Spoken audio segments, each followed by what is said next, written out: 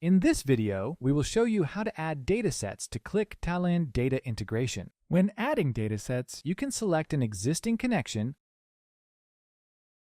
upload data files, or create a new connection to another dataset. Clicking the Create Connection button, a list of available connectors will open. From here, you can create a connection to your dataset. Alternatively, you can just upload your dataset. By clicking the Upload Data File button, the Add File dialog will open. Here, you can browse to the location where your file is stored, or simply drag and drop your file. In this case, we import an XLSX file.